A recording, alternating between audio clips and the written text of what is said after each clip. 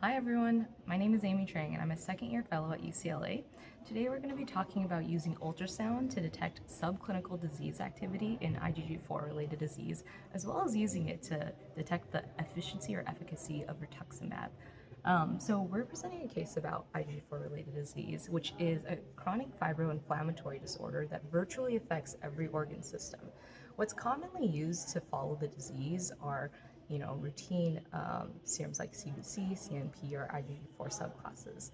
What the hallmark really is when you're monitoring the disease is imaging. So you're using CT, MRI, or PET. In North America, not a lot of people use ultrasound really to follow the disease course. So we have a patient, a middle-aged man who is diagnosed with a subset of IgG4 related disease that is mostly restricted to the submandibular and the parotid glands called Nicolaides disease. And this was diagnosed based off of biopsy, MRI findings, as well as IgG4 levels. Now, if you take a look here, he was initially treated with steroid monotherapy, which did bring down the IgG4 levels but never normalized it. Unfortunately, he did flare, so we decided to add on methotrexate. And even despite adding on methotrexate, he flared again, prompting us to consider an alternative additional agent. At that point in time, we had decided to pursue rituximab for him. So what you'll see up here actually are images, ultrasound images of his parotid glands as well as his submandibular glands. The top row shows his course without any rituximab treatment. And what you'll see are these hypoechoic foci within the gland itself, which is not normal. You'll see that in this parotid gland as well.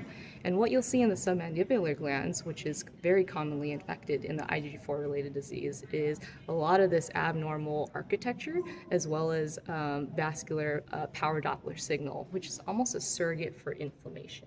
So if we go back to this table over here, after he gets an induction dose of rituximab as well as subsequent doses of maintenance rituximab, his IgG4 levels do normalize. But the reason why we had continued to redose the rituximab moving forward was because when we monitored his salivary glands with ultrasound, we continued to see ongoing inflammation and ongoing abnormal echotexture.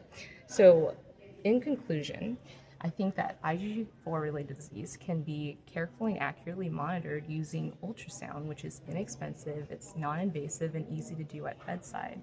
If you actually take a closer look at the 2019 classification criteria, in every other organ system, you'll see that there are characteristic imaging findings for all the other organ systems besides the salivary glands. So perhaps we can use more of this data to update the classification criteria to provide it weighted scores so that we can avoid unnecessary biopsies.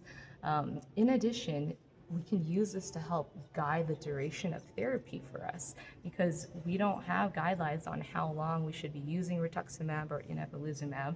So if we continue to use ultrasound to monitor these salivary glands moving forward, we can see when we can stop using rituximab or inebilizumab.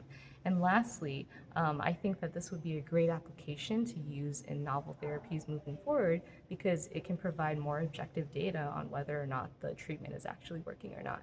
Thank you.